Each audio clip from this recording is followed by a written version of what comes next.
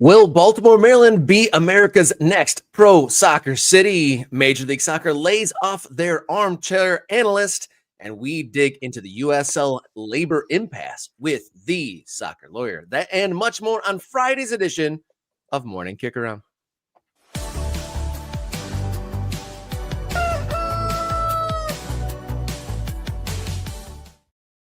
Hello and welcome to the show. You found your way to Morning Kick Around, the show that dots the map of the ever-changing American soccer landscape. My name, Robert Kerr, local soccer guy, and to my side, my partner in this adventure, Jason Davis, radio soccer guy. How you doing? Happy Friday the 13th, Rob. Are you one of those guys superstitious about Friday the 13th? Do you worry about black cats walking across your path? Do you have fears around I don't know, horseshoes or something? What how do you feel about that? Friday the 13th. I don't believe in superstitious things, but if I look in retrospect, my life did go to hell after I smashed a mirror my freshman year in college. So maybe there was something to it, but I did not even realize it was Friday the 13th. You said it till now, so I guess I'm not a spooky extremist. I'm not that person either. Actually, today is mostly about tomorrow in my house, not because my beautiful wife is pushing any demands around the Valentine's Day holiday. She's actually doing her Galentine's tonight, so she'll have a good time. But because, when you have a 5-year-old and he's in preschool, you have to do that thing where every kid in the class has to get a Valentine. So last night we spent hours with him trying to write the names of all of his classmates and then also his name multiple times. He wrote his name about 6 or 7 times before he went, Papa, I'm bored. Tamarino, I don't want to do this anymore. And so, yeah, that's where I'm at. I guess the dopamine hit of writing your own name only lasts so long. And I got to admit, I get a little bit of a pass Valentine's Day. All 3 of my family members all have birthdays in the last couple of weeks. So my thoughtfulness and generosity meter is maxed out. And so if I just, say happy Valentine's, Can I use that to talk about the generosity and what was the other thing you said? The what meter? What? The generosity?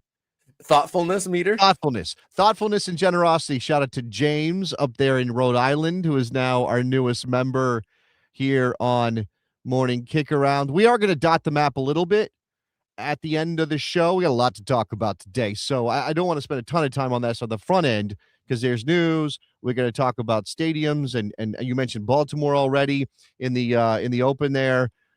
If you are wondering, you mentioned armchair analyst, no longer with Major League Soccer, soccer.com. I am going to talk about soccer media a bit. If anybody's interested in that, I've written about it this morning. You can find that on the newsletter. I did a whole thing with Jonathan Tannewald on Wednesday night on the Best Soccer Show after this news dropped, but I'm refining our thoughts, and I want to talk to the ultras and to the listeners of this program, the viewers of this program, about where they feel American soccer media is. So look for that at the end of the show. Yeah, lots to get to, so we will do so and move right along. Top of the hour, we have Andrew Wisnowski, the soccer lawyer, to dig into the legal side and what tactics we might see in the USL labor negotiations. Obviously, the MLS stuff and soccer under construction, 2 different cities we'll dip into. Before we get into that, we got to remind you, our longest and biggest stream to date is coming on Wednesday, February 18th. Next week, get in there. Special guests, games, surprises, and some fun. Wednesday, February 18th, normal starting time, but we are going to go longer than we have to date. If you'd like to support the show here today, you can become an MK Ultra, send in a super thanks, or even just tell a friend. And then also we are on social media. Give us a follow along there at MKickaround on all the social media platforms, or write us a note, morningkickaround@gmail.com for notes, questions, tips, or business inquiries. All right, let's get to the show. We're kicking it off today, though, on Friday with soccer under construction.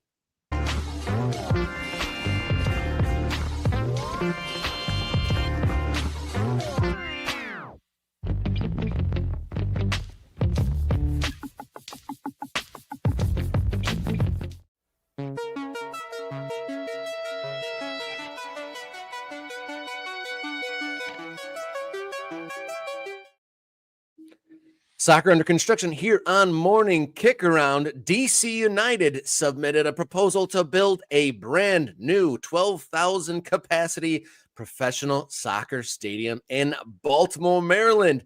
It's going to be built for a professional women's club and an MLS Next Pro team, just 3 miles west of the Inner Harbor. So, what do we got to do when we hear news like this, eh? Oh yeah, we're gonna debut something here now. This is an organic development around here. This came out of something that Rob said, I don't know, a month or so ago, 2 months ago, Rob. And we're going to determine what the level of this is. But here you go. We have Clang the clanged the clanger. clanger for Baltimore, Maryland. Baltimore, Maryland. We're clanging the clanger. Now, we have established, because you might wonder, what is the difference between clanging the clanger and dotting the map? We dot the map with our ultras, but we also dot the map with American soccer clubs. That's what we're talking about here. This is abundance theory when it comes to American soccer. The more clubs, the better. Let's just start clubs everywhere and see what happens. We've never tried that before. Let's do it. And I will say that, I have some doubts around this plan. I have some doubts around some of these proposed clubs.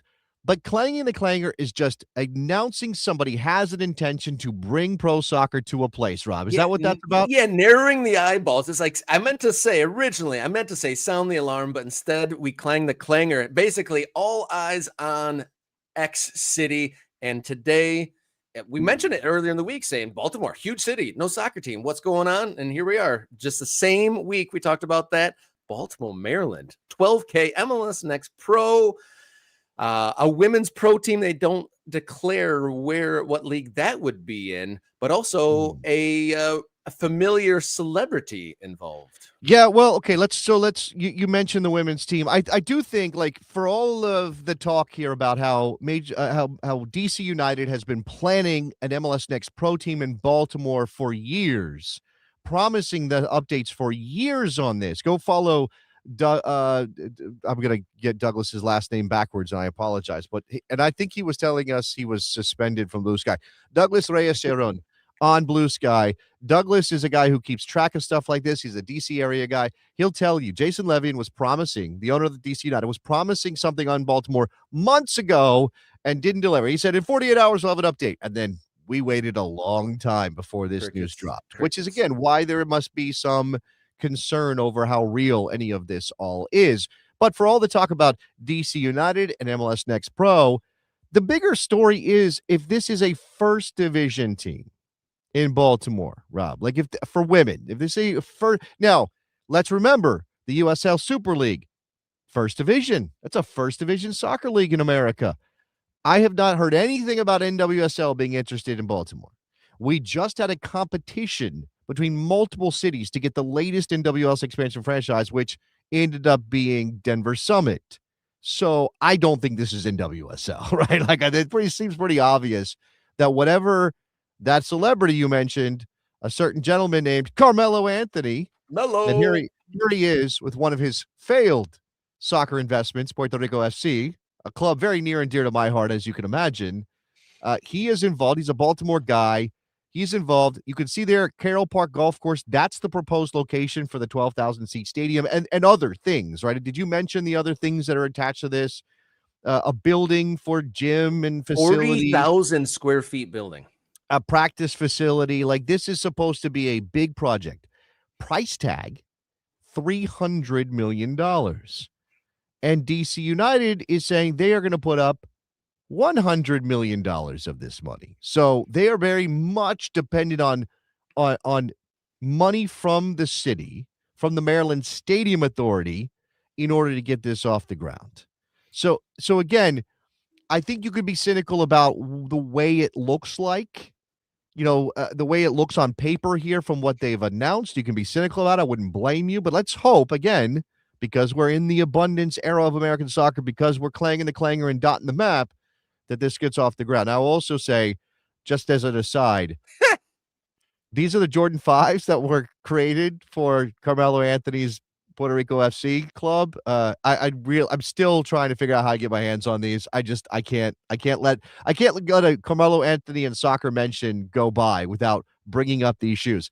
And I'd also say that Carmelo Anthony played a role in the NASL versus U.S. Soccer lawsuit, if you don't remember that, because he was put on the stand to be asked about some of the things that had happened around his club and around NASL. And I think that ended up being a bit of a nothing burger, but I just think it's fascinating. A guy who's already been burned once by investing in soccer in America. Yes, he was doing it in Puerto Rico. Yes, that's a territory. No, it's not the mainland. But a guy who was burned once by soccer investment is coming back for more, Rob. He's coming back for more. Yeah, that's some stick-to-itiveness from Mr. Anthony. You'd think that having to be put on the stand in a major legal battle would maybe make you a little gun shy, but apparently Carmelo, a lover of soccer investment, and has been obviously a fraught and lengthy process. Maryland Stadium Authority first approved conducting a stadium study for a soccer-specific stadium in Baltimore in 2022. And this site they picked is an 80-acre golf course called Carroll Park Golf Course, which has been a public golf course since 1923. The Baltimore mayor, Brandon Scott, is on board with this idea, and he identified this golf course as the least used golf course in the area. So underutilized open space seems to make sense for a soccer whole campus here with all those buildings. Yeah, a couple of other details to throw on top because this is the speculation phase. There and things that maybe matter to how big this can possibly get. And Ian Quillen at Forbes is the source to go to for a lot of these details. He wrote a pretty comprehensive piece, more than just a news hit, a mention. This was detail filled. So the club in the city announced Carroll Park in the city southwest of the desired stadium construction site, following a feasibility study that was funded by DC and the Maryland Stadium Authority. Baltimore Mayor Brandon Scott was influential in the decision. He's the one that was pushing this neighborhood. The legislature of Maryland also approved a $217 million, let me make sure I have this right, because $216 million of state funds introduced bills, not approved, introduced bills. Obviously, that bills have to go through a process. So this is a possible public-private project that is not yet confirmed, not yet funded completely. Now, Ian also reports that Jason Levian, owner of DC United, the guy who says he's putting up $100 million of the total price tag, he appears open to the idea that Baltimore could eventually earn MLS expansion rights as an outgrowth of MLS Next Pro being in town. And then noted that was a trajectory that other markets have followed. That feels so wildly down the road and speculative that it almost feels irresponsible. Now, Ian has to report on this if Levian says he is open to it. And what's interesting, of course, if you know DC area sports, you'll know that that's fascinating for a DC franchise to be open to a Baltimore team, which is in the general geographic area. The DC and Baltimore are basically one big metropolitan area. DC is 45 minutes from Baltimore on a good day in traffic. Me takes an hour and a half, but I'm south of DC. And this is in light of, or this, the history of DC wanting a baseball team, and Peter Angelos and the Baltimore Orioles, Peter Angelos, the owner of the Orioles at the time, basically blocking DC from getting a baseball team for a couple of decades because they claimed it would undercut their business. I just think that that's interesting background.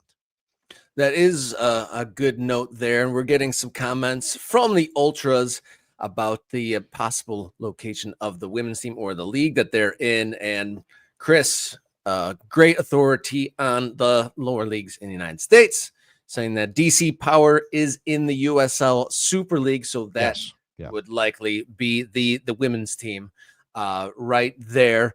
And then a couple other people chiming in. Apparently, we might need some more sound effect. They're saying that was the shortest clang they've ever heard.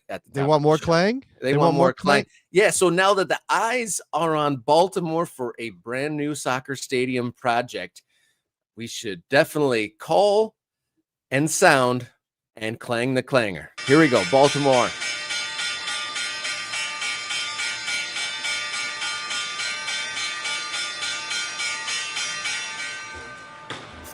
That's some thoroughly clanged clanger. And now we have to figure out what's the reverse of that when a plan shrinks back into itself. Is it right? Whatever that is. But let's get to the clangers out of the way. Now let's go to an opposite news story. Let's go to our next story in soccer under construction.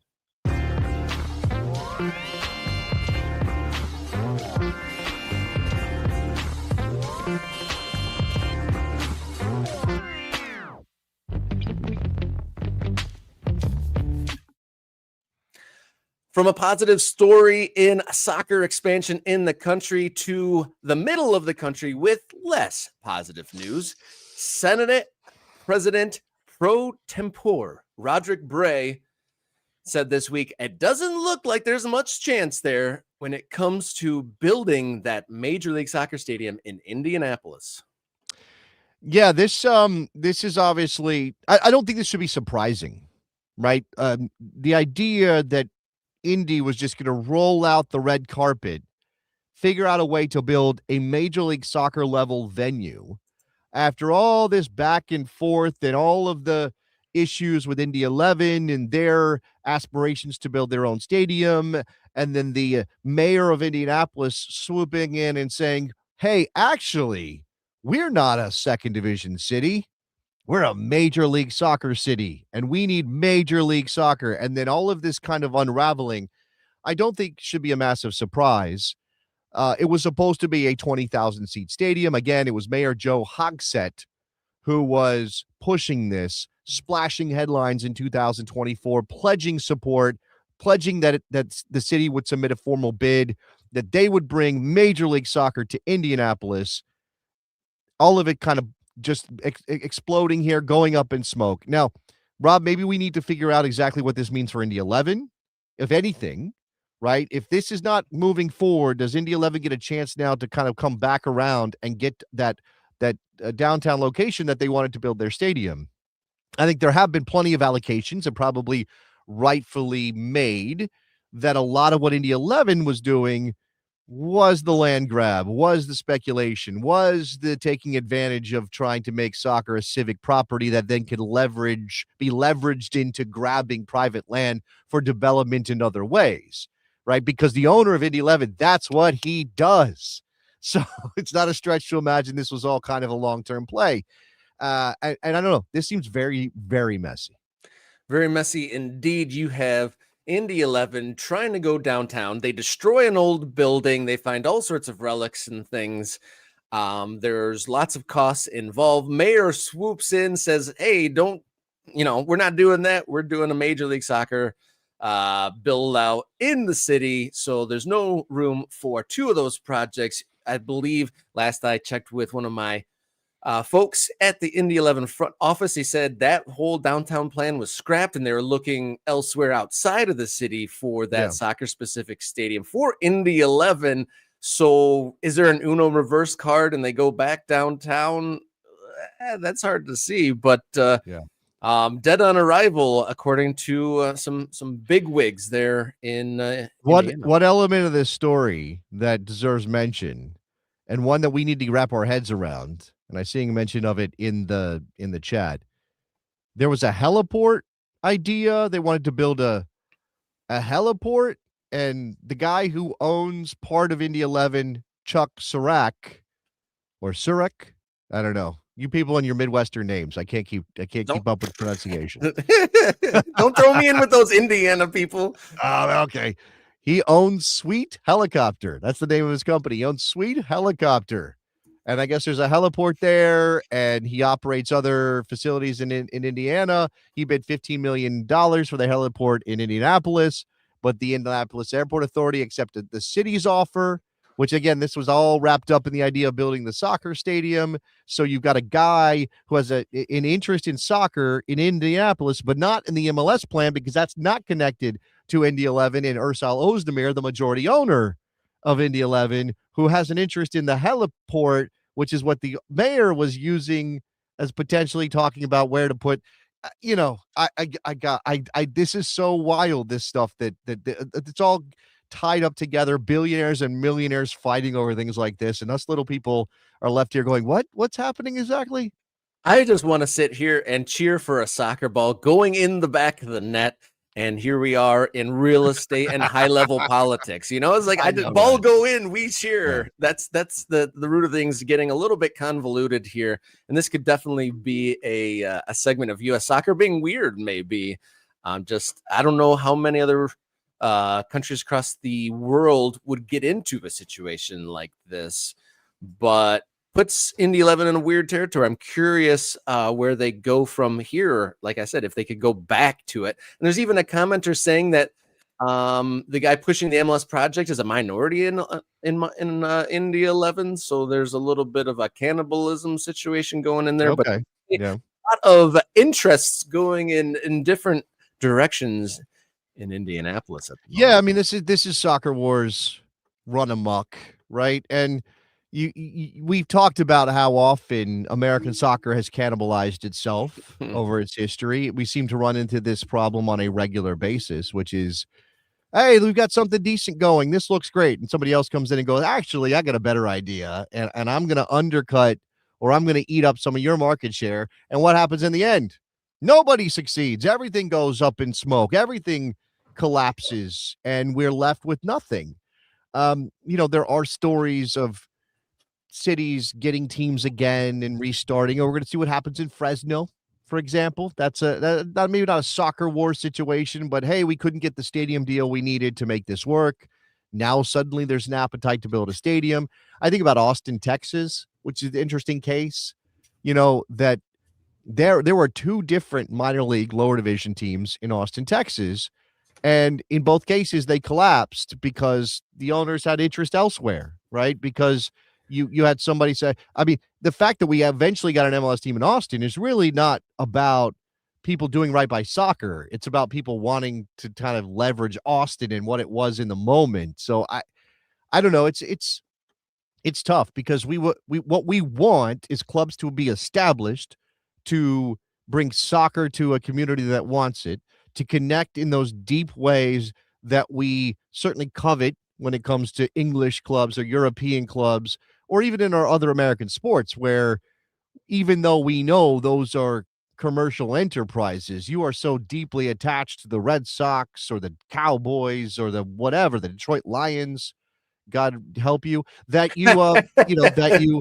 that it becomes part of your relationship and your civic identity. And every time people go, soccer, it's awesome. We're going to have a soccer team and it's part of my civic identity. And I'm very proud of my team and my city. And they go, whoop, actually, no, we don't have a stadium, or somebody else wants to take this team out of town, or the owner decided he doesn't have enough money anymore. I don't know. It's very sad. I hope that Indy 11, whatever happens with these back and forth in MLS and the stadium plan and everything else, hope Indy 11 gets a chance to build a proper soccer stadium, the right size for that club, that maybe they can grow into and maybe they can build out from and be not just a first division team in USL, but potentially down the road, if we do get an integrated pyramid, find their place in the top division, the highest level of American soccer. Going into the comments here on this topic, Homeless Shoe, we should be more okay with building stadiums outside of downtown. We Yeah. like there was a whole generation of giant stadiums built out in the suburbs, and I think that we all kind of want our stadiums and our homes of our teams to be, closer to where we live and where we commune. But yes, that does lead to real estate battles like this. That's obviously downtown land is Yeah. highly sought after land, and Highly so sought you after. Well, you get generally speaking. into some dicey political and real estate But territory also, with that. you say downtown land is highly sought after. Generally speaking, that's true. It depends on the Often. town you're talking about. But also, there's these places where you have a parcel of land that is either downtown or downtown adjacent that is that is not being utilized, right? That needs to be revitalized in some way, or it becomes this thing where towns are looking at these spaces and going, we should revitalize that. And then, okay, how do we do that? Right? What private enterprise will want to come in and spend the money necessary to revitalize that part of town? Oh, well, maybe a soccer club will do it. But then again, these soccer clubs are owned by people who see these opportunities to expand their other businesses, right? Which again doesn't have to be bad, right? It can be dual intentions. It can be, I want a soccer team and I want a stadium and I want to bring something great to our town and people can rally around this. We'll have a sports team that we can love, and soccer's so great, and I love soccer. Oh, but also I want to make some money with some hotels and some apartments and some shops in a park or that can draw people. Hopefully that's a public park. But that becomes part of this. And then, like we're seeing in Baltimore, the city, the civic authorities, the state somehow gets wrapped up in this, right? Incentivizing development. Now, again, this is what abundance is about on some level. The idea that we need to help fund these things so we can lift up these areas and benefit everybody in a town or a city or a state. It just, when you get to the details, is where it becomes who is using whom. Is that a thing? Is this truly a partnership where everyone benefits, or ultimately are very wealthy private enterprises and human beings being given more money at the public's expense? So with mine, I don't have a 100% grasp and full knowledge that I know exactly what you mean by the abundance theory. So I was thinking in my mind right now in this period of American soccer growth and expansion and what everything that USL is doing. So in abundance, we're saying we're trying to add as many teams and then hope as many hold on for dear life. Is that what is that abundance theory is? Yeah, Like, the so we add idea, it's 25 a teams very and hopefully 10 of them it's stay. it's a very reductive idea, reductive way of talking about growth in American soccer, right? And I'm not actually going to tie it to every element of what abundance theory in political thought. I go read Ezra Klein's book if you so choose, right? And I know that there's lots of people who don't like Ezra Klein right now for a lot of reasons. I'm not tying it directly to that political idea as much as I'm saying the word works for, yes, just flood the zone with clubs. Like, do whatever it takes to get clubs started. Now, will some of those clubs have very questionable plans about long-term survival? Absolutely, they will. Will some of them have issues potentially arising with stadiums? Possibly, although I think that one thing you can say about USL is they've been relatively conscious of that being the biggest problem for these clubs, the biggest hurdle to clear, the biggest pitfall, and are looking for solutions that, number one, don't cost the club a lot of money, and number two, are actually relatively proper venues for soccer, right? We shouldn't be playing soccer if we can avoid it on high school football fields with artificial surface and painted on gridiron lines that you can't get rid of, which without the enclosed stadium environment that actually creates a place people want to go to. All these things, right? All these elements of what a proper soccer stadium looks like. So what I'm saying is, with the idea of what abundance is, it is that. It is start them, make it happen. If this is soccer's moment, meaning we have more interest in pro soccer than we've ever had before, then leverage that by launching clubs. If it crosses a line when we talk about whether people are being exploited. Rob, that's where it gets very problematic. Like, oh, if players are being treated poorly, they're not playing in professional conditions, they're not being paid enough, they're forced to shower in disgusting shower, like although if those things are part, you don't want that. But as long as there's some commitment to a professional environment that isn't exploiting people, and that could be employees otherwise in the club as well, or again, taking handouts from the government that doesn't get used in a way that benefits everybody in the community, whether they're a soccer fan or not, I think it's okay to just like try it. If we don't try, we don't know if it'll work. Does that make sense? Like if we try, the perfect becomes the enemy of good when we talk about launching soccer clubs. Perfect enemy of good. That's an interesting way to kind of wrap our minds around and kind of filter that.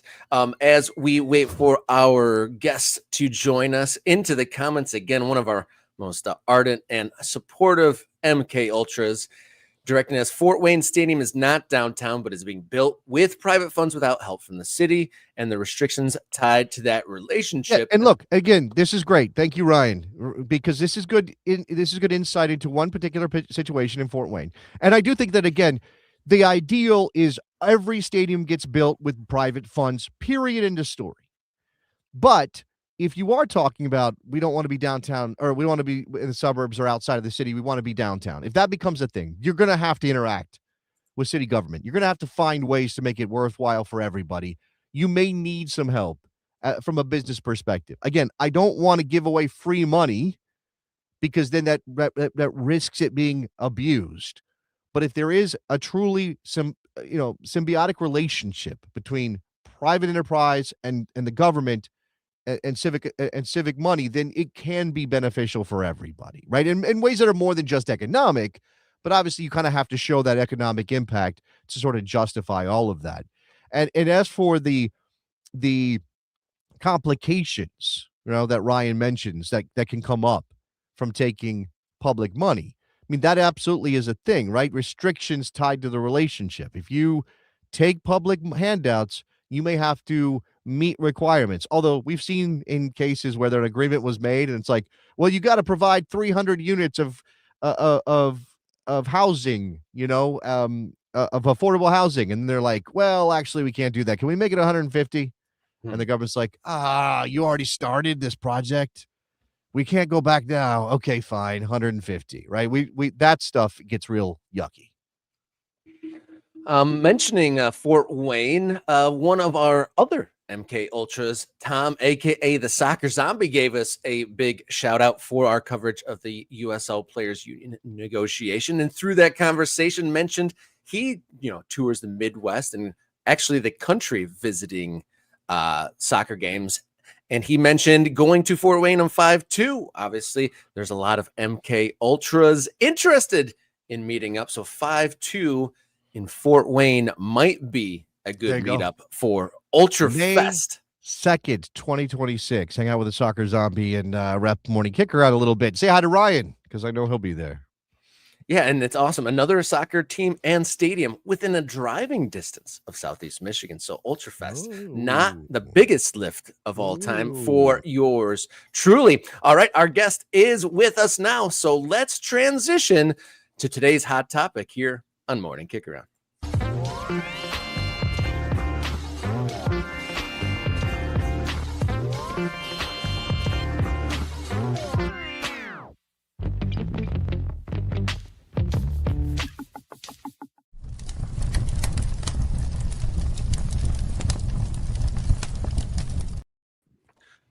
The hottest topic in American soccer right now, with under a month to go, the USL and the USLPA do not have a combined bargaining agreement. So to dig into the legal ramifications, what tactics we might see, whether a work stoppage is possible, we are now joined by the soccer lawyer Andrew Visnovsky, senior counsel at Vela Wood. Welcome back, Mr. It's great to be back. How's it going? Look at it, Andrew, repping his town there. All right, let's start with the basics here, Andrew. Nothing has happened as far as we can tell.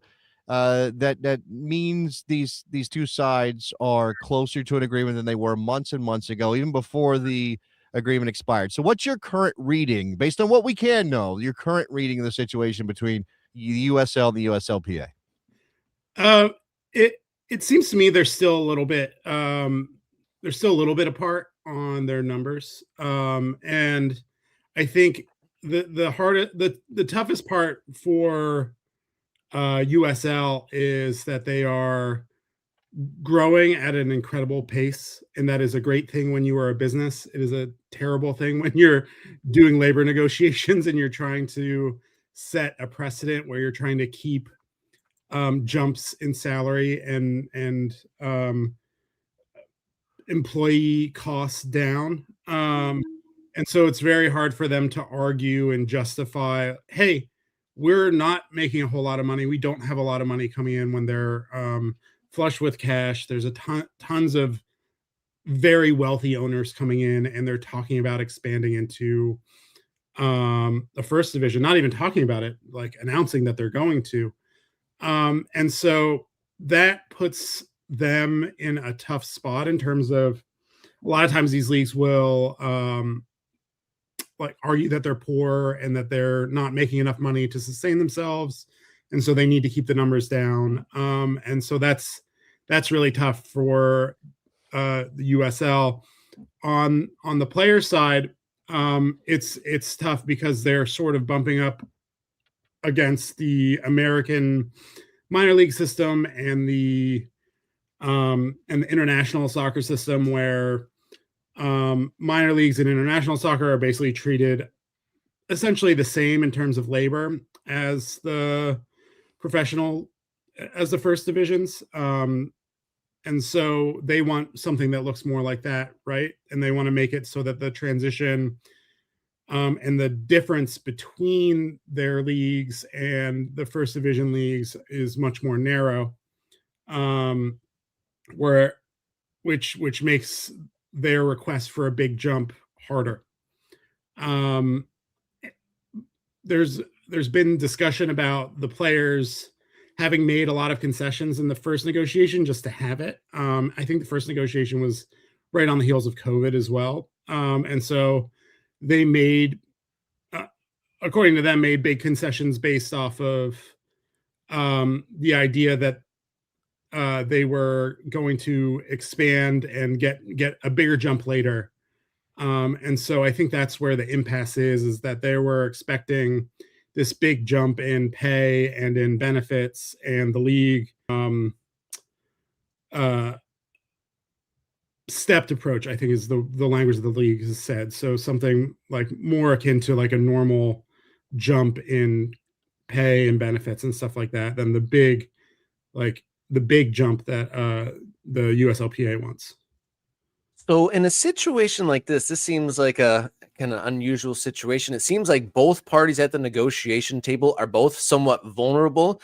Obviously, the players, they're not on NBA style contracts, and they don't have millions of dollars to just, sit on until they get the deal that's 100% what they want.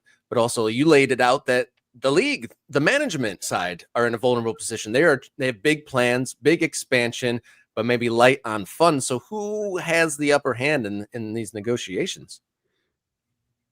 I mean, I think it's hard to say. I think the players have a little bit more leverage than, say, the MLS PA would, relative to the league and the ownership, only insofar as their league is much more bound by domestic players and players within their current player pool. And so MLS can kind of say, hey, we're going to bring in ringers, we're going to bring in international players if things get really bad, right? If we get into like a replacements level situation, the replacements in MLS are players from abroad, players outside the league, and then lower division players.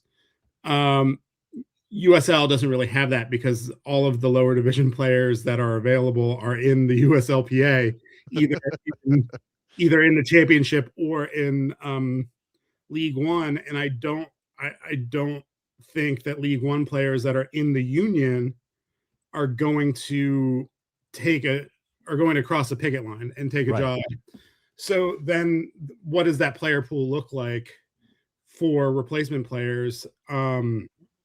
I don't know. It's semi-pro guys. It's recent college graduates. It's pulling guys out of college, I guess. They can't really go to the international market. Well, so let me just pause you there for a second, Andrew, because I think the natural question to ask off of this is if it does go in that direction and the USL starts looking at scabs, there's obviously going to be a quality drop-off. Mm-hmm. But I think you wonder if USL is calculating that maybe it doesn't matter as much for them that there would be a quality drop-off. I wonder if you have a sense of that. I think that's a fair point. I think, I mean, obviously the USL is closer to the floor than like the NFL is or the NBA is as well. And in minor league sports in America, the business model has always been sort of an entertaining night out, not necessarily a focus on the competitive side of the game. And so these lower league teams have like decent supporters groups and have supporters, but a much bigger chunk of their fans are casual people that might go to one or two games that don't really follow the team and won't really notice the drop off. And so like the thing that I really enjoy is not, I don't know if enjoy is the right word, but like find very interesting about labor negotiations is the push and pull of leverage for both sides is kind of is very much like a seesaw in that there's any bit of leverage that one side has usually provides some sort of leverage for the other side, if that makes sense. And so it's really fascinating to me. It's really a game of chicken, right? Like it's who's going to break first and who's going to deal, and that's the problem, right? Because these USL Championship players aren't making a whole lot of money, so they can't. Right. So this is obviously what Rob was alluding to. So in order in this game of chicken, your nuclear option is strike on one side and lockout on the other, and Mhm. again, there's so much at risk for everybody that it seems very unlikely anybody will actually do one of those things, which Mhm. then means what is the actual timeline on this, Andrew? Because they keep coming out with announcements about what they plan to do in the future. They're getting ready to launch their 2026 season, which on the back of that news should be a very big deal for them. And I guess as long as it's like we're not actually stopping this negotiation, we just continue on with basically no momentum in this process. I mean, yeah, I think the 2026 and 2027 seasons for professional soccer teams in the United States are obviously very big, important seasons that they want to get, that they need to get right to maximize the benefit off of the World Cup and the hype leading up to the World Cup. I don't know. I think ultimately they will get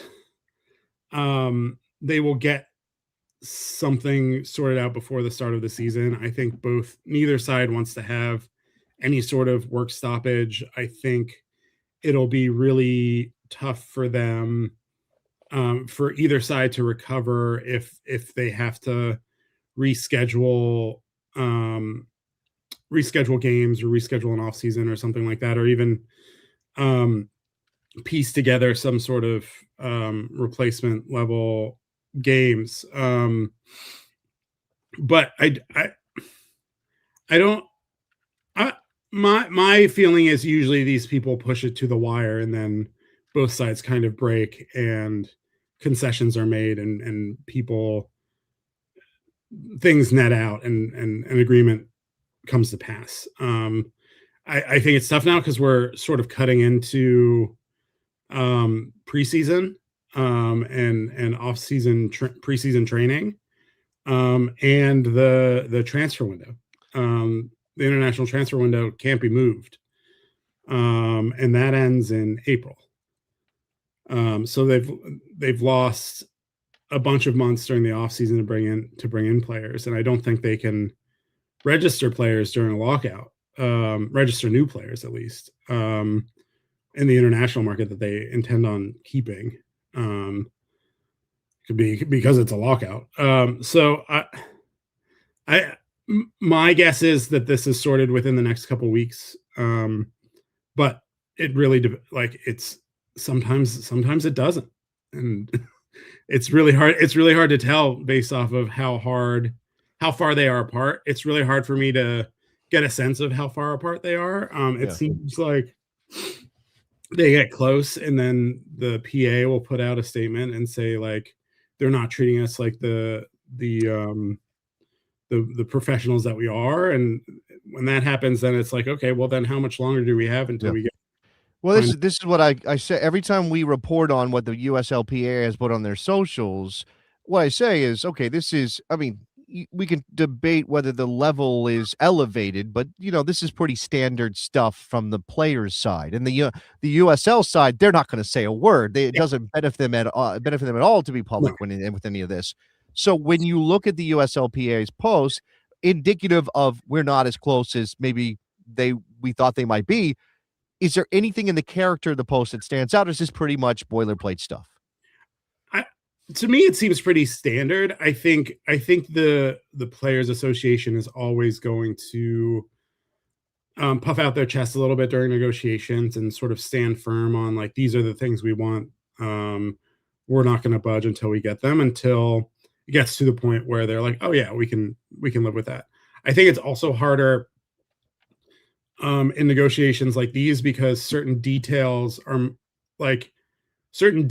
the CBA that in a higher level in a first division league, an NBA or NFL, the details aren't like super important and they're not fighting over. But in a lower division where the salary is lower, that stuff is a bigger deal. I think the biggest thing is like healthcare and health insurance, and that seems like a really big topic of controversy in this round of CBA negotiation. And from my time working in the MLS league office and working with players and agents in MLS, like we have no questions about healthcare and health insurance. Right. Not even like a section of the CBA that I know very well. It's a matter of livable. We're talking about a level. It's livable stuff for these players. Whereas when you talk about those big ones that we are very aware of, NHL, NBA, all that stuff, it's really just what is we deserve a bigger share of the mountain of money that you're making. Exactly. And that's not what's happening here, because nobody is under any illusions that there's a whole lot of money splashing about, which is definitely different. Yeah, I mean, and so I think there's two sides of that, like money splashing around question. One is how much these teams are making, and the other is how much money is coming into the league through ownership, and how much money the ownership has and is willing to invest in these teams. And if they're willing to invest money in franchise fees and stadium construction and all of that, when does that get translated into player salaries? Exactly. Right. Exactly. Like you need a stadium to play in, understandable, right? You need to pay the franchise fees, understandable, but you also need players. Yeah, and when the franchise fees are going up by however incremental amount, then the question is, why isn't the player salary going up by that amount? I mean, this is a tale as old as time. That management is always the first place they go to save money is labor. That's always the restaurant, soccer. It doesn't matter. You're always looking to cut labor. And I mean, never mind. I was gonna make a personal comment about my professional situation, but I'll leave that aside. I again, so I guess we come back to this issue, Andrew, of the players are being asked to carry water for the owners until down the road things are better and you can get your piece of the pie to be a little bit bigger. Right? MLS players were sold this as well. And I guess it's really tough it's tough as a fan. I think it's natural to fall on labor's side. I think a lot of people are on labor's side, but then there is that specter of, well, what if we don't have our team? What if my team's not playing this year? What if there are no games because the players, maybe righteously so, are standing up for themselves? At what point does it become, let's all, again, as I heard from so many MLS players over the years, you just got to do this because we're in this together. Yeah, I mean, I think those questions are really real. I think in lower division soccer in the United States, those are even more real because there's a lot more frequently teams fold or go on hiatus or struggle to keep their doors open and struggle with revenue. And I think there's always a time where labor and management need to come together and figure out what is best for the enterprise to keep the enterprise going long term, because if the enterprise doesn't exist, employment can't happen with that enterprise. But it's also the way that the league and these clubs are thinking about things. And there's another layer of complication because the USL is set up in a way where the league is kind of a separate business entity from the clubs. And the clubs all have very different financial interests and motivations, both from each other and from the league. And so it's like almost the opposite of MLS, where MLS is like this big monolith. USL is kind of a bunch of different people wanting different things. But there's this question of how much you are willing to give, and then what is an untenable amount to give just for the sake of the longevity of the enterprise. I think it's a really hard question. I don't like I wonder how many MLS teams are in the black and making money. Sure. USL teams are making, like, their only revenue is gate revenue at this point. Mhm. They're not selling shirts. Their media deals are almost non-existent, and I think those are locked up mostly with the league office.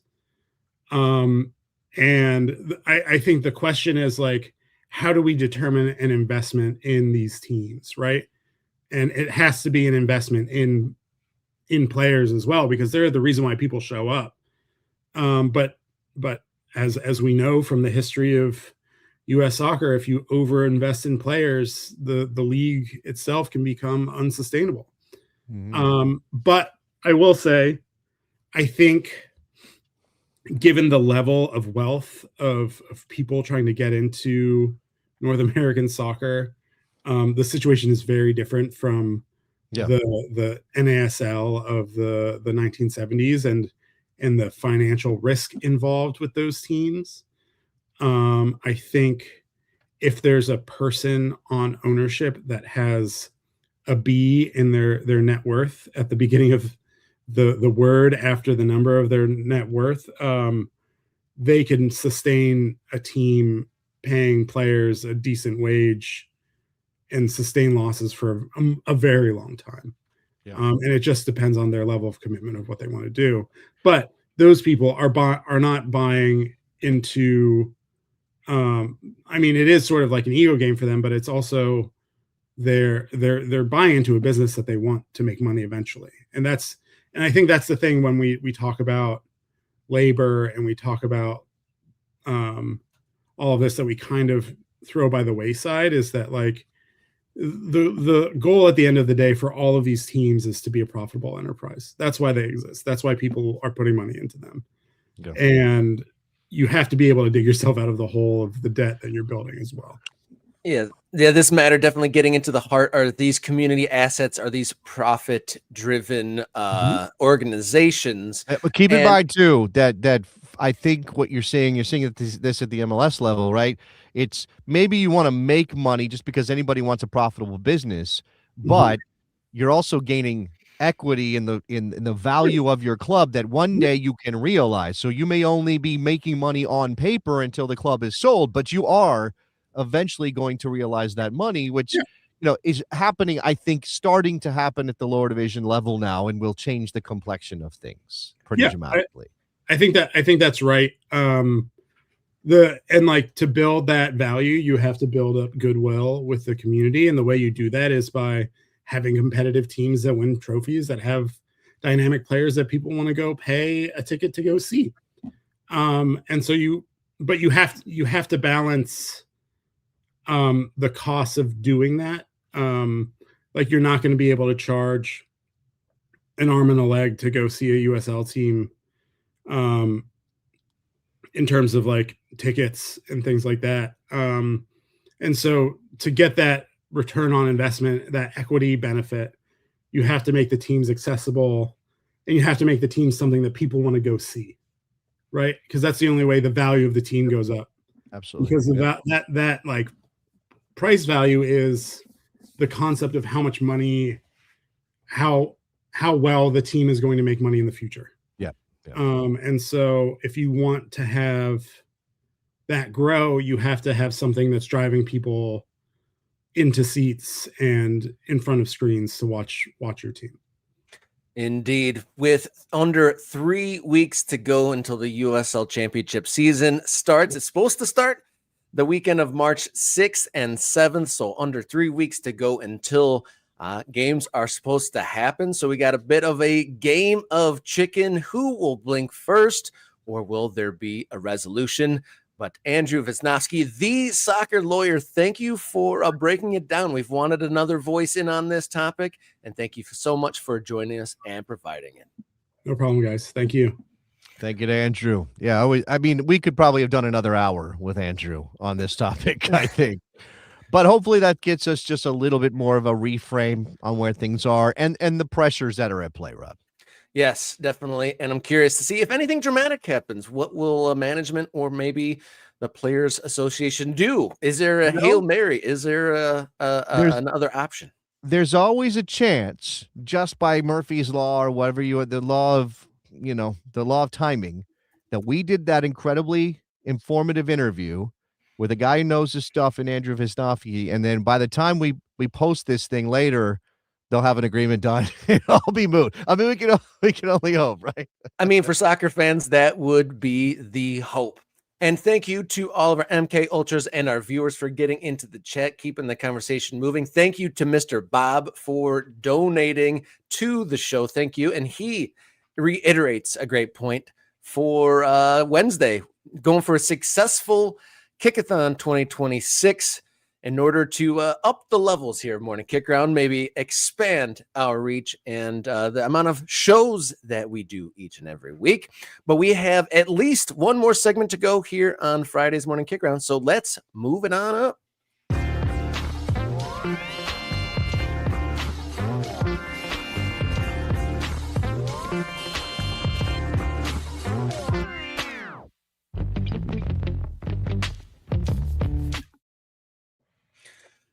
Right on here, it is February 13th. It is a Friday morning kick around here. Final segment of the week.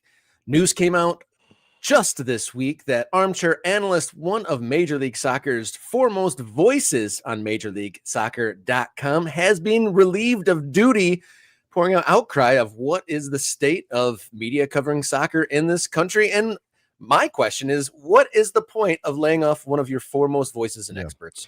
Yeah, so Matt Doyle, who has been the armchair analyst at MLSsoccer.com for the last 15 years, and look, I'm going to guess even people who don't love MLS know who Matt Doyle is and have probably come across his work, and he has written in the past not just on Major League Soccer and its teams and its tactics, he has also written on the U.S. men's national team fairly in depth, so you probably come across his work in that regard as well. So as Rob just said on Wednesday, Matt announced that he had been relieved of his duties. He had been let go by Major League Soccer, that he was going to go and move to Ghost, the newsletter platform that I'm also on, by the way. So follow him and subscribe to that. And he's monetizing that platform because he lost his job. He's also part of the Kickback media crew now, doing podcasts on various American soccer topics. Which MLS Refugee Network. Soccer wise, what else do they do? Anyway, they do a bunch of stuff over there. And this naturally spawned a discussion about the state of American soccer media. And while I'm not a media expert, meaning that's not my area of focus all the time, I have lived experience here, right? So I've been part of the American soccer media community since 2009, let's say 2009. Right. So I started my blog in very late 2008. I got a little bit of attention in 2009. I'm doing podcasts. I start covering games. I start to get an opportunity to travel a little bit. Eventually down the line, I have a different successful podcast. I start a different show.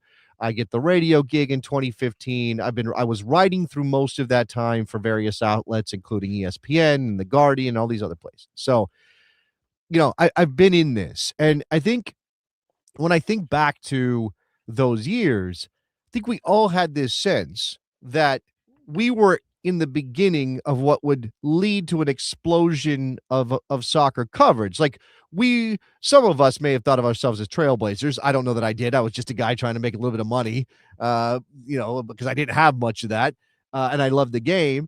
And I don't know that, but we did think certainly that the way we were seeing it wasn't going to be the way it would be in the future, right? And that was based on the presumed growth of MLS, the presumed improvement to the U.S. men's national team, the idea that a World Cup would come back to America, which 2010 we missed out when we lost out to Qatar, 2000, but obviously eventually got the World Cup. And I think there was a sense like soccer's growing, soccer's expanding, more people like soccer every year. That will naturally lead to more permanent jobs or more full-time jobs covering the game, and we'll have a robust media environment for American soccer. And Rob, I'm standing inside of it. I've been working in this business for a long time. I'm lucky enough to have a job that pays me a living wage working on the radio. But what do you think about the state of American soccer? Because you worked in it a little bit, got your toes wet, covering the Fire. So what do you think about where we were then, where we are now, and how it looks?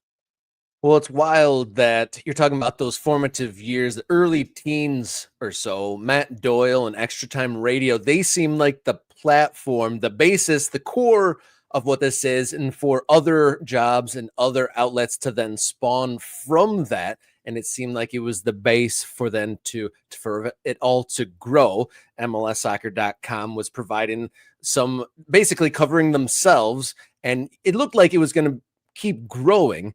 But you're talking about the media landscape. It actually seems like it's constricting, and those that did have those official jobs are going away. And even They're going those away. people at the core that had the corporate jobs are having to go independent like everyone else is or was over the last decade or so. Let's be clear that there's been a contraction of media across the board. This is not just about American soccer. This is about everything, right? How many Substacks, how many newsletters, how many independent sites have been launched by people that formerly worked for legacy media outlets? So that's a major part of this. Now, I also have a theory that when it comes to soccer, because what happened in, say, the NFL, the NBA, Major League Baseball, or even beyond sports, what you had is a bunch of legacy media outlets that were doing all that work. People were paid to be beat reporters. They were paid to be analysts. They were paid to be opinion columnists. They were paid to do all this stuff. And it was very robust. It was very, that's where you went to get your sports or to get your coverage. And then obviously what has happened is the digital landscape has fractured all of that. For soccer, we never had the foundation. It didn't exist, right? We had people that went back to the days of Soccer America's birth. Like, we had a smattering of people that had been doing it for a long time that were part of the community that you could say, "Oh, that guy." But they were also unicorns in the fact that they had been covering soccer since the 70s. It's like, "Oh my God, you were there." We didn't have the type of people that like existed in that, the world of newspapers and television and things where it's like, yeah, that person is part of our community. And it's an incomplete and fractured ecosystem. there was no like we had like one guy who could say it's kind of like Peter King, but we didn't have 10 or 12 Peter Kings, right? The NFL had 10 or 12 Peter Kings and more than that even. And obviously, again, part of the mainstream conversation, the NFL, the NBA, Major League Baseball, or all of the big events in golf and in tennis, things like that would get coverage on those major networks in the newspaper. Soccer was left out of that for the most part, right? A brief moment when Pelé was here, a little bit of a bump in 94 with the World Cup, a smattering of MLS stories, David Beckham arrives, things like it had to be this big event in order for American soccer to get mentioned in the pages of the newspapers and on television in a way that felt like it was part of the mainstream. So when the contraction happened and when the fracturing of the digital landscape happened, the media landscape, soccer didn't have like already that baseline, which then it was just kind of like maybe being reduced.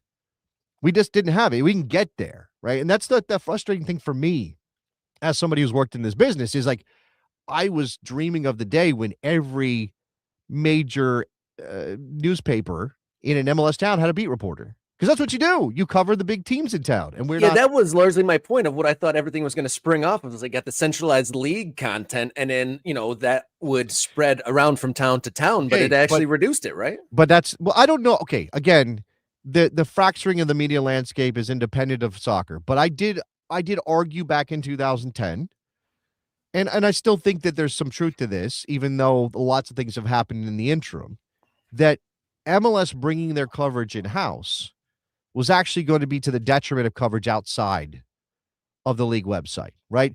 Because it's impossible for people not to see the league's website as the authoritative voice on the league, right? Now, some people might be more discerning. I mean, like I was a person who like, well, okay, that might be good coverage, but I know it's not going to be truly independent, so I'll go look for something somewhere else. But not enough people were doing that, right? So what you told the average soccer fan is, if you want coverage of Major League Soccer, you got to go to MLSsoccer.com. Right. And there's a baked in conflict of interest there. Yep. Even if the people inside, and I have emails from people who worked at MLSsoccer.com who are no longer there, obviously, who said, I understand exactly what you were saying with that conflict of interest thing, because we talked about it all the time. Because do you think that those guys were just immune from being yelled at by MLS executives if they put something on the website that was slightly off, that painted the league in a slightly negative light? Those restrictions are that's a problem for a league that wants to explode its narratives. It can't always be sunshine and rainbows. You need people who are willing to call to task the powers that be. You certainly need you need an environment where it's fully realized, 360 degrees. And again, this is not anything about Matt Doyle or anybody else who's written for MLSsoccer.com. My friend Charlie Boehm, Joe Lowry was there, Tom Bogert was there, Dave Gass was there, Simon Borg was there, Jonah Friedman was there, Jason Sagini. I'm just naming off people who worked there. And again, lots of good journalists, smart soccer people worked at MLSsoccer.com. I was offered a job. I didn't take it, not because I had any issues with the conflict of interest at the time. I just didn't have time in my life for it. But again, I think there's something to be said for, because we didn't have that base the way that the other sports do.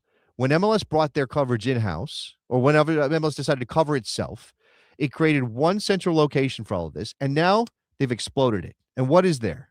There's a bunch of there's a piecemeal independent network of websites and blogs and newsletters and those kind of and podcasts. And every single one of them, there are some amateurs doing very good work, but they're still going to be amateurs, right? They can't possibly be putting the hours necessary to give the game its proper respect and coverage. And those that are semi-pro are scraping by. There's lots of independent websites that are going to ask you to pay money for their coverage. And how many websites can you pay for, right? Like, I definitely think Matt Doyle is going to be worth it. I think he's got $50 a year. You can get access to Matt Doyle's coverage. That's probably going to be worth it. And maybe you pick that one over a different one. So again, maybe these local websites that are covering individual MLS teams miss out on some money now because somebody's got to make a choice. And there's no national conversation, no coherent national conversation around Major League Soccer. Because again, MLS brought its made its coverage the center of all of that. So it didn't trickle out. It didn't become part of sports talk radio in a significant way because nobody was doing that work. Newspapers weren't covering. And you could say, well, that's just about MLS and its failure to capture attention. And I am sympathetic to that view. But I think this is a myriad of factors have created an environment where we are not seeing our sport, our top league, covered the way it should be covered. Yeah, and that's part and parcel of when we say some things that MLS super fans might feel that are contradictory or pulling down the league in some way, because Major League Soccer's done a lot of things and it's the leading league in domestic world. But I think that people like myself and others that do say things negatively about Major League Soccer, they want the first division, the biggest league in the country, to do more and hold a bigger part of our sports conversation in a broader way than it is now. But my question is to you now. I mean, we started this conversation off as like, what's the point? What is the point of laying him off? Yeah, I mean, it's what we were talking about with Andrew Wisnowski about USL. I mean, how much money is? I mean, I understand he's long tenured at that company, but I mean, honestly, we had a segment on valuations of teams into the billions, and those teams are all part of single entities. So if those teams, hopefully that translates to the league being worth billions. And okay, actually, does that salary really take a dent in those billions valuations? I doubt that Matthew Doyle's salary is any more than just a very small piece of their budget. Yeah. But this is the way that these businesses, these corporations work. Everything is a department, and every department has a budget, right? And again, you're not looking at what does Matt Doyle do for us in the big picture. You're looking at what Matt Doyle does for just the website, with the traffic he drives, with the, what's the messaging here? What's our approach to what value does this bring? Right? This is the consultant's way of thinking about this. What value does this bring? And it's not just, and again, I think what's frustrating for me is that if you go back to the early aughts, the late aughts or early teens, when we were talking about when I jumped into this, when you talk about where we are now, the right thing to have done back then for the league and for the clubs and for the independent third-party media enterprises who had a choice to cover MLS was to build a domestic network of coverage, right? To invest in authentic voices covering the sport from a passionate perspective here in the United States. And sometimes you're going to hear me get a little cranky about where some of the money invested in soccer and soccer media goes in this country. Like there's a certain network founded by a couple of English gentlemen that I'm not a fan of. I'm not fond of. I have friends who are getting paid by them. Good for them. I'm not a fan of that because I think ultimately, even if they weren't insidious in their intent, they have undermined the ability of American soccer to create its own organic media sphere. Right? Because what did we do? We turned our attention to the guys with the accent and said, oh, well, they know what they're talking about. And I know, they're American as anybody else at this point, but we didn't trust ourselves to build that discussion, the environment ourselves. We didn't do that. People with the money who had the ability to pay people, right? Like, for example, I know he's young. He wasn't around in those early teen years. But if Joe Lowry was around in 2010, 2011, somebody should have invested in Joe Lowry as a centerpiece of their soccer media enterprise, covering the American game, right? Because the other thing is, like, it's clear that a lot of people looked at European football and went, hey, we can make money off of that. Americans like that too. And it's already there. It's already established. And the media over there is already doing all the work for us. Right? There's already a deep network of people covering. It's baked into the culture of England and Italy and Spain and Germany and France to cover the sport. All we have to do is tap into that. Right? That's a shortcut. And this is what I'm talking about. We didn't have that. Right? We didn't build that ourselves. We took our attention elsewhere. The money went elsewhere. The inability to look long term at this, to understand that it takes a long time to get to where you want to go, but you're going to reap the rewards on the other end of it, is what's frustrating me. And you could argue that MLS actually kind of did make that decision by launching an editorial arm, that they didn't see anybody else doing it. And again, maybe there's a knock-on effect that they couldn't have worried themselves with too much to say that because they sucked up so much of the oxygen, that meant nobody else was going to be able to build around them. Yeah, that was the Right? point And I was going to make. There's plenty of independent journalists and bloggers and podcasters across the country that decreed or lamented that they were kind of shut out of the conversation. Yeah, because again, if I'm an MLS fan, where am I going to go? I'm on a league source, Extra Time Radio, fine product. Matt Doyle, Andrew Wiebe, all these people, Charlie Boehm, writing at the website, fine product, right? They are just the biggest gravity, right? They have the biggest gravity. So then if you launch an independent website or you are trying to get attention for what you're doing somewhere else, now, if you're backed by a major newspaper, obviously the problem is newspapers, not necessarily soccer, although I think that's an element of it. But a lot of these places, I mean, look, ESPN, Fox, NBC, name some of the major sports outlets that were part of our experience. Like I'm somebody who grew up watching ESPN 24 hours a day, essentially. ESPN, Fox Sports, Fox Soccer Channel. They made some efforts back in the day. They had a couple of MLS focused shows. But again, once it was clear that somebody else is going to do most of that work, that you're going to be competing with the league itself, why bother too much with it? Again, and nobody had patience. Everybody wanted immediate return. Oh, there's only so many people watching. Only 50,000 people watch that thing that they did on MLS. Well, it must suck. It must be terrible. We have to get rid of it and stop doing it. And again, like it's a what have you done for me lately environment. And maybe that's just an impossible issue to get around. Maybe it is. Tom brought up an interesting point. Obviously, we don't like to see, the editorial arm or the experts leave MLSsoccer.com, but he does bring up the point of he's excited to see someone with such knowledge of Major League Soccer write and report without fear of backlash from the corporate heads. Right. Well, but again, in a different environment, right? In a different, again, maybe I'm just wish casting here, and this isn't based in any reality that could have existed, but in a different environment, Matthew Doyle gets a job somewhere else back when he got hired by MLSsoccer.com.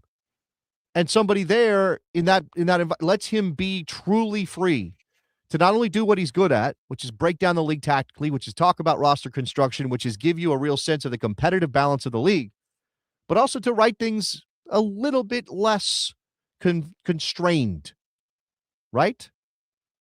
Yeah, A little less fully constrained. agree. Even if even if the bosses don't come in to the room Yeah. and say you got to pull that article down, it's in the back of your mind. Are my bosses going to have a problem with this? Is this too negative? Does this even dip into the gray area? Yeah. I mean, a great example of extra time radio getting in some tricky waters was them not mentioning the Columbus Crew efforts. To save the crew was a sticky time. So the biggest show for Major League Soccer wasn't able to cover the biggest Yeah. story at that time. Yeah, and look, again, this is self-serving, so I acknowledge this, okay? Let's just know that I acknowledge that this is self-serving for me, your friendly neighborhood soccer guy, Jason Davis, who is still on the radio talking about soccer 5 days a week. But I spent nearly 10 years, 8 years, I think, doing 3 hours on American soccer every day on Sirius XM FC. And when it came down to, hey, we're going to adjust the channel, we're going to make some changes to labor costs. What product, what show, what topic was the first one to go? Americano. American soccer was the first one to go. Now, I'm sure some people who don't like me would say, well, that's on Jason. Like, Jason's show sucked. Why? Of course they cut Jason's show. It was terrible. And look, I'm not saying I was everybody's cup of tea, but I was covering American soccer as if it was the most important version of the game, because I do think that that's a necessary way of thinking about the sport in your country. If you want the sport in your country, the domestic version of your sport, to be a big deal, you have to act like it's a big deal. You can't always be looking at this ironically or winking at it. And now MLSsoccer.com, for the most part, didn't wink at it. I give them credit for that.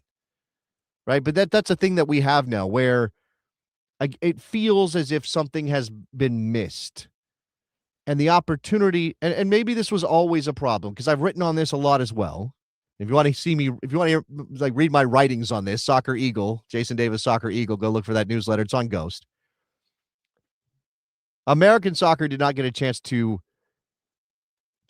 incubate, to grow, to trust itself without the outside world pressing down on it in every way, shape, and form.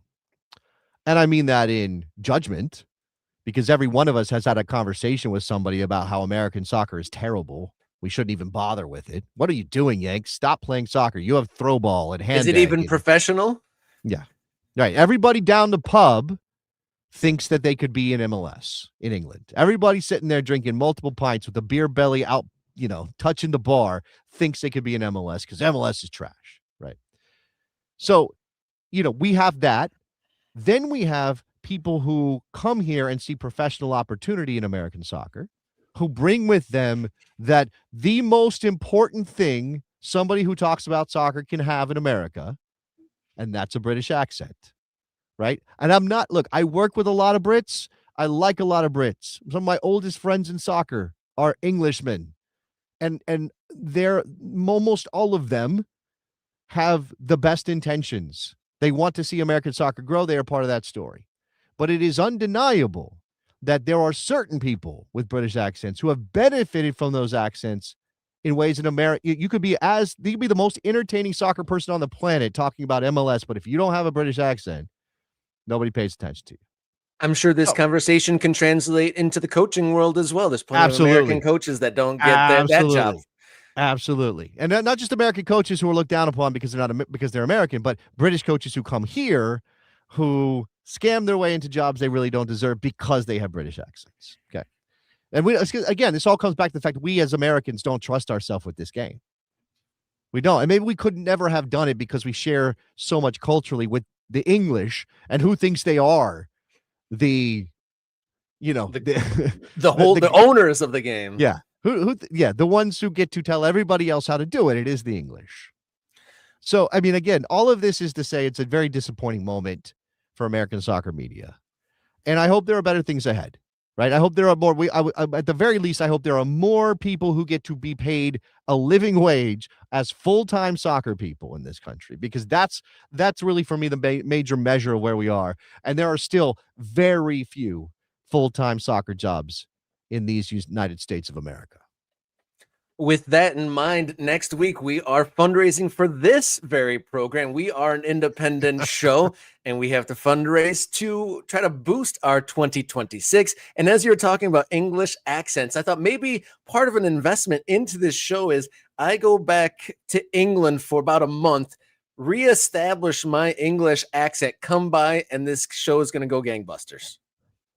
I don't know, man. The Michigan and English together, like that's like oil and water, isn't it? Like, Okay, I don't think it's necessarily a great personality trait of mine, but if I go over there, I will get my English accent back, and I come here. I kind of Do not. I'm a bit of a chameleon that way. Like I said, not necessarily a great personality trait, but I could pick up an English accent if I went over there. Don't feel bad about that. I think a lot of people. I'm that way as well. Don't worry, I'm that way as well. I mean, when you go to Arizona, you start talking different or something? What do you mean? No, I mean, I was a military brat. I've traveled a lot in this country in particular, but you know, I if you put me around people that all have the same accent from wherever they are, I will probably start to sound like that. Except for Wisconsin, I refuse. I absolutely reject anything Wisconsin accent. But otherwise, I'll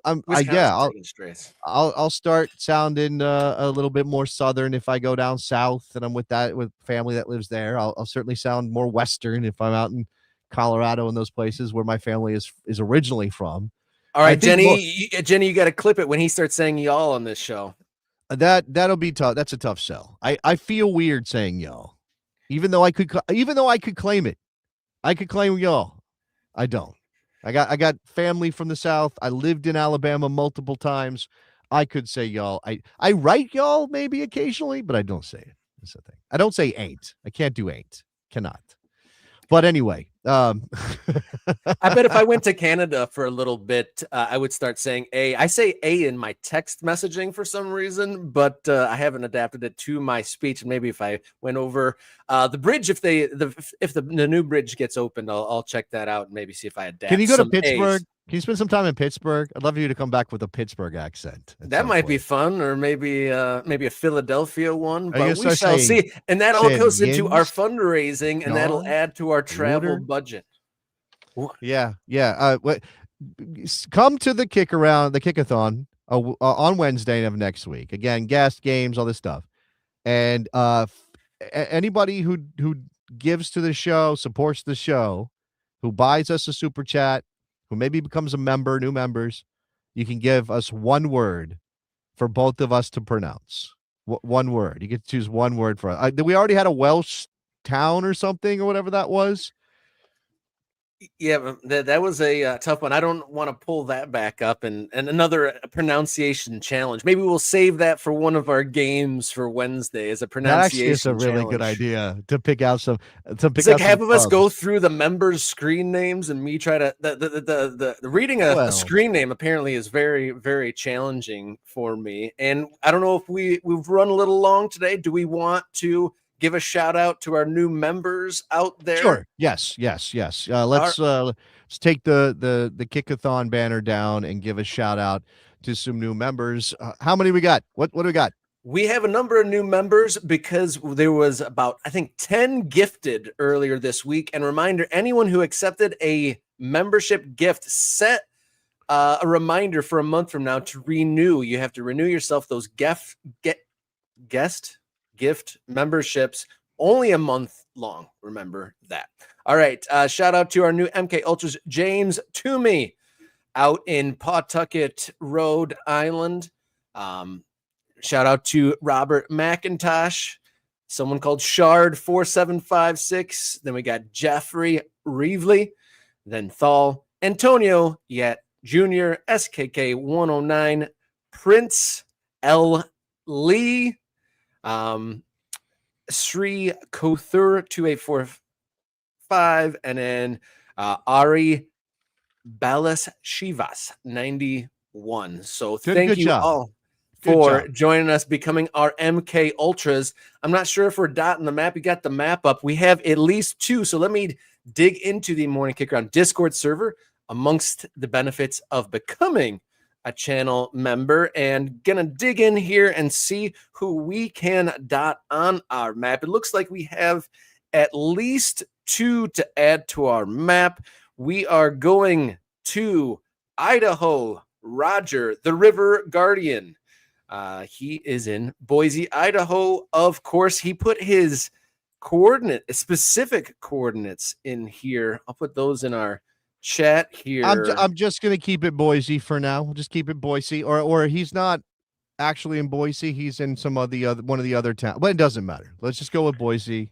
What this is Roger, our River Guardian. Is that what you said? That's right, Roger, the River Guardian. And while Jason puts you on the map there, I gotta make it official. I gotta make it official. So give me a second. As my computer just doesn't want to. Oh, there we go. You've been dotted. Now you've been dotted. We don't have a sound effect with that one yet. We got to figure out what that looks like. All right. Roger is spelled Rodger, right? Is that right? That's the one. Yeah, that is correct. And like I was going to say, anyone who hasn't seen it yet, recommend the latest Countdown to Kickoff, AC Boise with the River Guard. We had Ryan from the River Guard, one of the leaders of that supporters group. The team hasn't even started yet. They've got over 100 members, very active, great conversation with what this moment is just weeks before their team, kicks the ball in a real competitive match. So there goes Roger. He's there. I don't know if I put River Guard just because that's the name of the supporters group. I don't know if he's a River Guardian because he's a member of the River Guard. Is that how that works? His handle on Discord is Roger River Guardian. So I'm feeling pretty confident that he is indeed in the group. Okay. All right. And in the spirit of the Discord, I'm posting a new Discord link right now. For anybody that is an ultra, it's on the YouTube channel. So go back to the YouTube channel, the main page, look at the posts, and find the new Discord link if you were not yet in the Discord. Continue, Rob. Sorry. Our second dot on the map is going to go to Pawtucket, Rhode Island. Mr. James Toomey is our MK Ultra. And I missed it in my shout out to new members, Johnson Felix 15. Why don't you let us know where you live? I think you might be in Michigan, but our brand new MK Ultra that joined during the show, Johnson Felix 15. It's Rhode Island FC for James, right? We want to make sure we put in the clubs where we can. I know he's there in Pawtucket, so that would make sense, right? Yeah, James is somebody that we're getting to know a little bit, Rob and I, for reasons that may come to light later on. Okay, what else? I'm sorry. Well, you said what? I missed one. I was doing James's dot. What happened? Our brand new member that joined during the show, Johnson Felix 15. He is from Rochester, Michigan. Rochester, Michigan. Okay. Is that the more famous Rochester or the less famous Rochester, you think? Rochester's a very nice town. They have beautiful lights and ice sculpture. Like they go all out for Christmas there in Rochester. All lit lights on the buildings, ice carving festivals, all sorts of stuff. A very lovely Christmas town, but more famous than Rochester, New York, I doubt it. No, what's in Rochester, New York? I don't know if I've ever been there. I've been upstate New York. I don't think I stopped in Rochester, so I don't know. There used to be. It feels like one of those towns that used to be. This is the biggest city in North USA in 1875 or something like that. It does sound like something like that would be true. I think Rochester's the town that nearly got an MLS team. They came very close. RP Rhinos. Yeah, and RIP Rhinos, Dead Soccer Club. I don't know if I have any Rhinos gear in this room. That would be a shocking omission if I don't have any Rochester Rhinos gears. And yes, Kodak started in Rochester, New York. That's their most famous company, I think. Yeah, Rochester, New York, big city. I know, but yeah, like one of those that at one point there was probably a big boom in an industry that isn't quite as big. Okay, sorry, I got lost. I was talking about Rochester and failed to actually put. Who am I putting on? Rochester, Michigan. Rochester, Michigan. I already did that. That's okay. I got confused. I was moving the map. There we go. Okay, Rochester, Michigan. We've already dotted it, and there's Felix. I'm assuming that it's Felix Johnson and not Johnson Felix, but you tell me if you want it differently. And again, whatever you want your label to be, it is up to you. And let us know if you want to put your club affiliations on there as well. Not only is this like visually just cool for us to be like, hey, look at all these people that are supporting Morning Kick Around and look at all these people that are part of our community. It's actually a resource. Like you can like, oh, I might want to go see a game in a place. Oh, is there an ultra who lives there? Maybe we can meet up. Maybe they can tell me about the town. How do I get tickets? This is going to become a networking thing. Like it is right now. It's a networking thing, right? We just talked about Fort Wayne in a meetup. Like this is happening. Yeah, 5-2 in Fort Wayne might be ground zero for Ultra Fest, a gathering of ultras. And as we get closer to that date, we'll look in to see how official we can make it. But definitely Soccer Zombie Tom, Ryan, and a couple others interested in heading to Fort Wayne, Indiana at the beginning of April.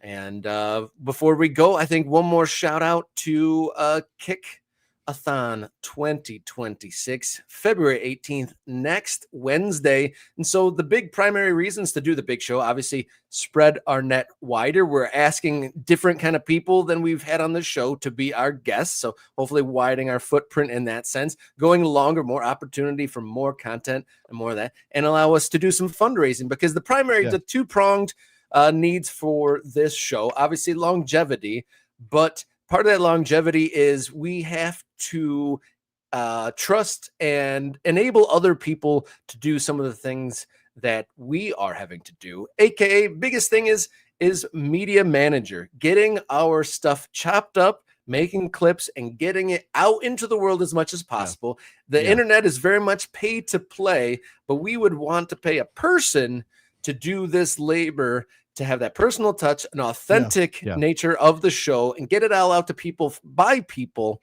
in there. And the second prong would also be travel. We want On Location to be a major feature of this show. We've done one already, and then we've got a couple in the works that perhaps some with some help or otherwise. But if we had a kitty of funds in order to dip into to get ourselves to places or even meet up together, we want to get in the same room and record some more scripted out things at the same time. Give us some flexibility and add that in-person and on-location feel to this show is the major two things that a fundraising show is all about. Those Rob said it. I'm not going to repeat any of those things he just said because that's redundant. But yeah, we are at that point. We're at that stage where we want this to be real. Like we want this to be a thing that you guys don't have to worry about it collapsing in the next couple of months. Right? The World Cup is coming. We want to be on the scene for that. Like I'm already kind of this because this is how my insane brain works. I'm already kind of contemplating some things that I can do around the World Cup period. I'm still working out what my radio schedule is going to be, but I know I'm going to be covering the tournament. I know I'm going to get some chances to travel. That can lead to meetups. That can lead to perhaps live shows. If Rob can make it, we can time those out with my radio responsibilities. I want to be writing about the World Cup, so there's a good chance I might build in some of that written content to what you get here at Morning Kick Around. I mean, why wouldn't I put all that stuff under one umbrella? I mean, I have a newsletter right now that is kind of separate. Please subscribe to Jason Davis Soccer Eagle. But why not bring that in? Give you guys more value for what you're getting when you sign up to support Morning Kick Around. And as I said, we're building a network of fans and ultras and people that can support each other, especially when it comes to lower division soccer and grassroots soccer and small club soccer in America. Because, I'm going to steal here from somebody, but it takes a village to raise a soccer club, Rob, and we're like putting our village together. Like I think that is so cool about it's not even something I planned for. Like it's not even something that you and I were like, oh yeah, this is going to be a real important part of what we're doing. It just kind of naturally coalesced, and that is so fun. So join Morning Kick Around as an ultra to get all those benefits, and certainly again spread the word, help us out. The Kickathon is going to be the next launching point for the show. Yep, we have great guests throughout the week, but yeah, the big show of the week next Wednesday, Kickathon 2026, 9:30 to 12:30 at the very least. We're going to have some special guests, some guests we haven't had before, some familiar favorites, some games, and some surprises to get in the mix there. So everyone, thank you who joined into the show today. Thank you to Andrew Wisnowski, the soccer lawyer, for that great interview during the show today. And then everybody enjoy your weekend. Stay warm, stay brave, y'all. And until next time, enjoy your soccer.